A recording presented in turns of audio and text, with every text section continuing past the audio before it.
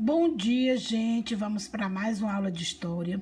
Hoje nós vamos terminar o capítulo 12, né?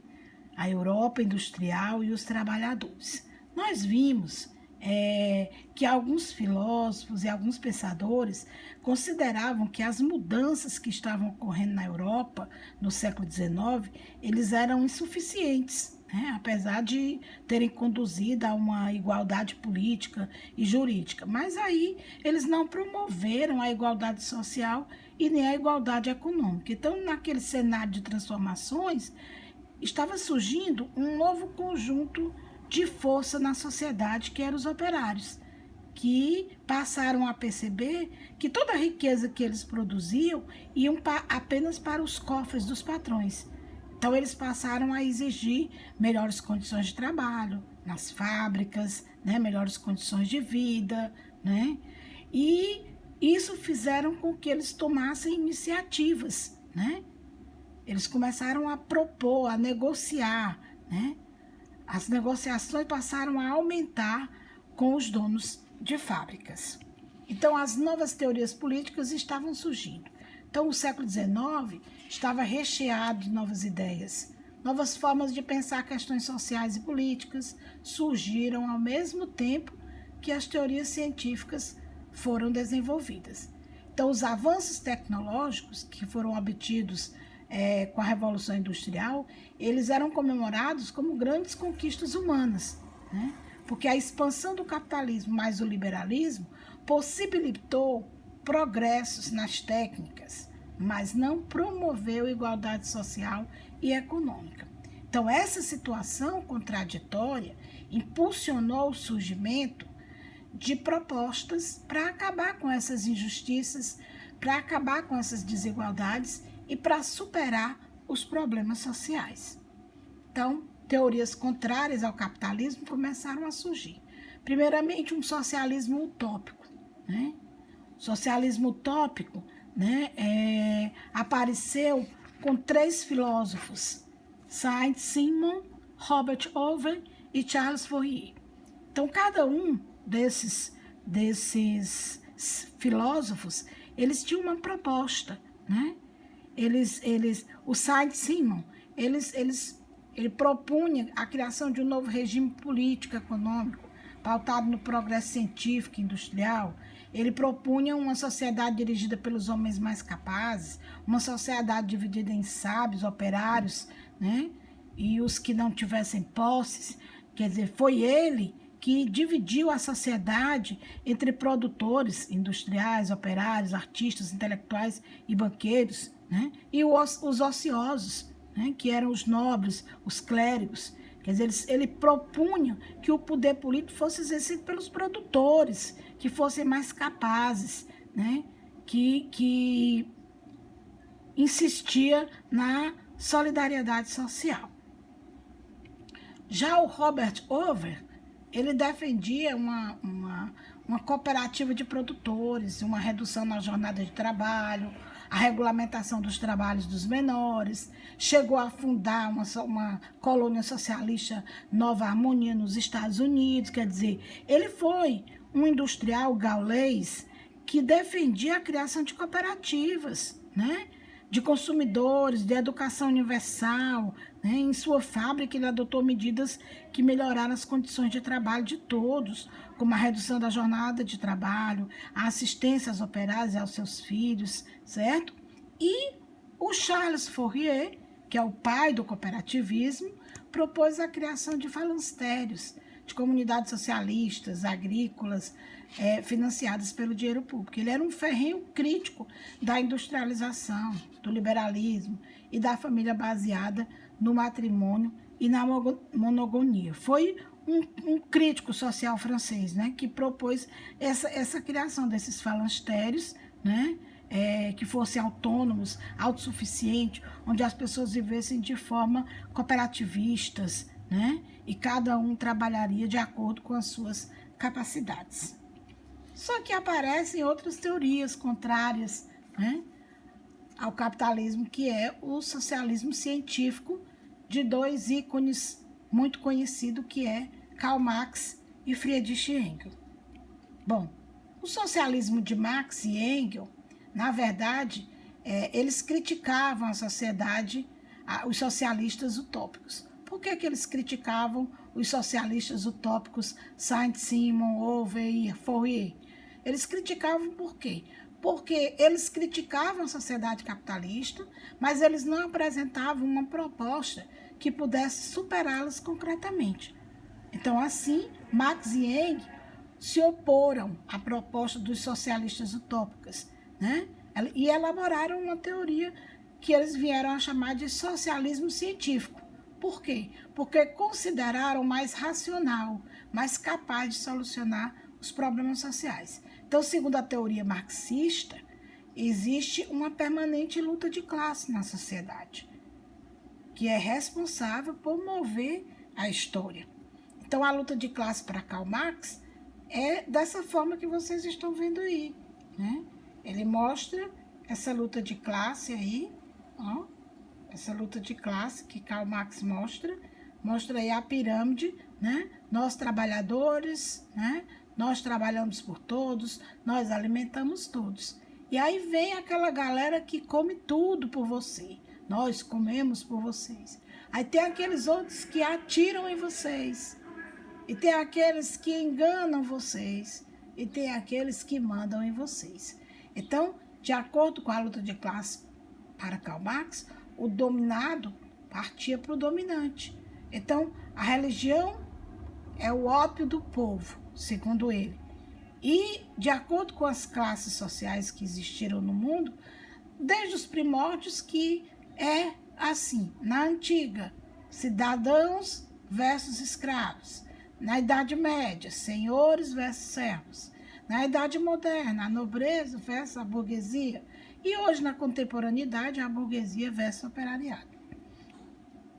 Então, Marx observou que no capitalismo, a burguesia detinha todos os meios de produção. E os trabalhadores vendiam a sua força de trabalho em troca de um salário. Porém, o salário era sempre menos do que a riqueza que o trabalhador gerava. Então, Marx chamou essa diferença de mais-valia, que é a base da acumulação de capital promovido pelo sistema capitalista. Então, aí nós temos a mais-valia, a riqueza criada pelos trabalhadores, o patrão pagando um salário que não condiz com o que ele produziu, que é exatamente quando ele vende a sua força de trabalho. Então, a mais-valia é o principal mecanismo de dominação, ou seja, é a diferença entre o valor da riqueza produzida pelo operário e o valor remunerado pelo seu trabalho. Então, como essa situação poderia ser transformada? Bom, o capitalismo só poderia ser derrubado com uma revolução dos trabalhadores, por meio da qual tomaria-se o poder, se apropriariam dos meios de produção e se instituiriam a ditadura do proletariado. O Estado seria governado pelos trabalhadores, até que todas as classes sociais desaparecessem para, enfim, ser estabelecido o comunismo. Existem outras teorias também contrárias ao capitalismo, que é o anarquismo, né? O anarquismo é o quê? É a recusa, né, de toda e qualquer forma de governo. É uma sociedade sem classes. É uma revolução armada, né? Então, William Goldwyn foi o primeiro a formular as concepções políticas e econômicas do anarquismo, né? O anarquismo ele não pode ser compreendido como uma única corrente teórica. Por quê? Porque ele apresenta diversas características, né? E diferentes formas de atuação, certo? Então, o que é o anarquismo? Como eu já falei, ele não pode ser compreendido como uma única corrente teórica, né? Existem essas diversas características que vai diferenciar o anarquismo na sua atuação. Então, para os anarquistas, o Estado é o criador das desigualdades sociais. Para eles, o Estado deve ser abolido e substituído por formas de organização cooperativas e baseadas na autogestão. A luta dos anarquistas sempre primou pela ação direta como meio de difundir suas ideias. Então, aí nós temos os principais expoentes do anarquismo.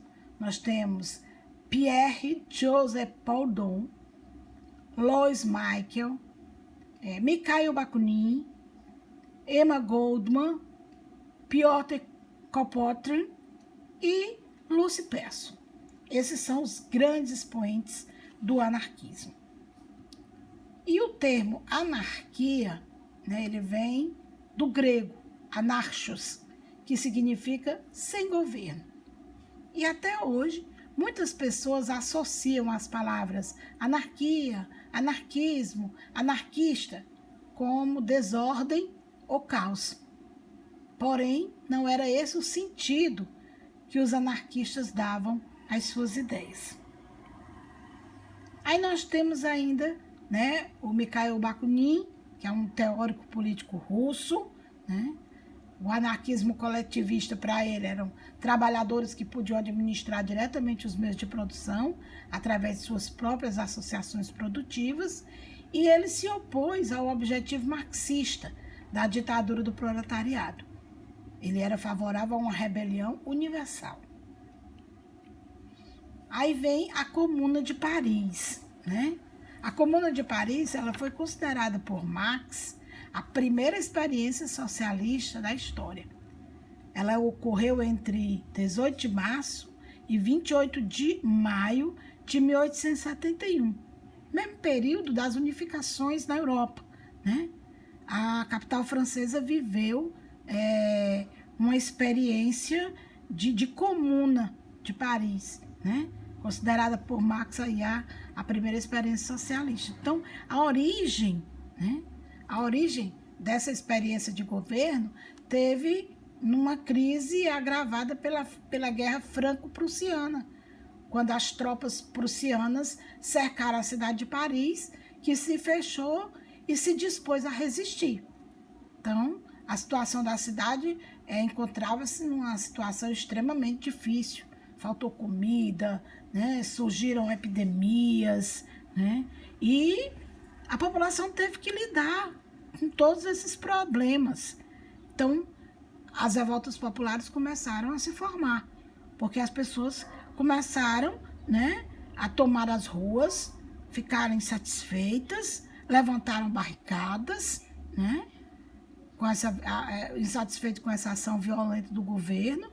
Então, eles tomaram as ruas, levantaram barricadas e forçaram o governo a fugir. E aí nascia, assim, o que nós podemos chamar de Comuna de Paris. Então, a Comuna de Paris, após a derrota na guerra contra a Alemanha, ela foi instaurada pelo governo republicano conservador. Então, a baixa condição econômica e social dos trabalhadores os uniu e permitiu que eles organizassem essa revolução socialista, Ou seja, instituir medidas, como criar um Estado no qual as decisões eram tomadas pela população em reuniões regulares, onde estabeleceram eleições para a escolha de funcionários do Estado, congelamento dos aluguéis, Tudo isso foi feito na época. E, além disso, criou-se creches, escolas para os filhos dos trabalhadores que estavam no comando das fábricas abandonadas, para os operários. E havia-se uma ideia de igualdade entre os homens e as mulheres, que foi colocada em ação pela primeira vez na história. Então, aí, como a gente já falou, a criação de um Estado, as decisões que foram tomadas pela população em reuniões regulares, o estabelecimento de eleições para escolher esses funcionários, criar-se as creches, as escolas para os filhos dos trabalhadores, O comando das fábricas abandonadas ficou com os operários. E pela primeira vez na história, homens e mulheres tiveram ideias de igualdade.